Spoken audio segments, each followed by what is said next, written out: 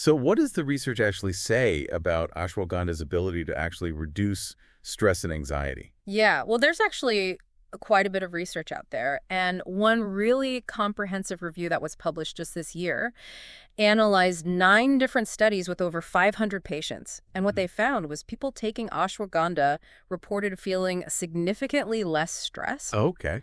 And it wasn't just based on, how they felt, because they used standardized scales like the perceived stress scale Right. to measure it. Oh, wow. So we're talking about measurable changes, not just subjective feelings. So it actually impacted how stressed people felt, even on these standardized scales. That's right. I'm curious, did it affect anything else besides those self-reported stress levels? Well, yeah, it wasn't just about feelings, Okay. because the same review also found that ashwagandha lowered levels of cortisol, Oh. which is often called the stress hormone, Oh. which is a pretty objective marker of how your body is responding to stress. Right. So it sounds like it's working on multiple levels, both in terms of how you perceive stress and how your body physically reacts to it, Exactly. which seems to be a common thread with adaptogens in general. Mm-hmm. This idea of helping you adapt to those challenging situations. Right.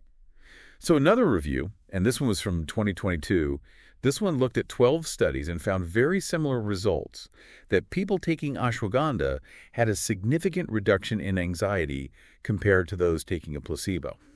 What's really fascinating is that they even observed a dose-response relationship. Oh, dose-response relationship. What does that mean? It basically means that the more ashwagandha people took, the greater the reduction in anxiety they experienced, up to a certain point, of course. Okay. So it's not just like a random effect. Right. There seems to be a real connection between the amount of ashwagandha and its impact on anxiety. So potentially, the higher the dose, the greater the benefit. Within safe limits, of course. Of course, always. Yeah. But I'm sure it's not all sunshine and roses, right? Are there any caveats? Well, you're right. We always need to be cautious about overstating the benefits. And, as with many herbal supplements, the research on ashwagandha is still evolving. Yeah.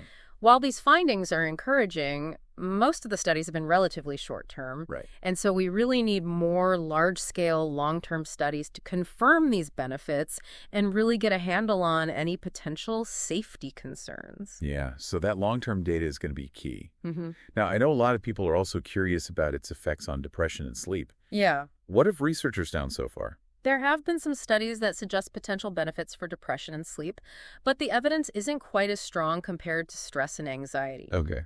For instance, one study in 2021 did show some improvements in both depression and insomnia symptoms, but the researchers themselves acknowledge that there just aren't as many studies focusing on these areas. Okay. Yeah. So it's kind of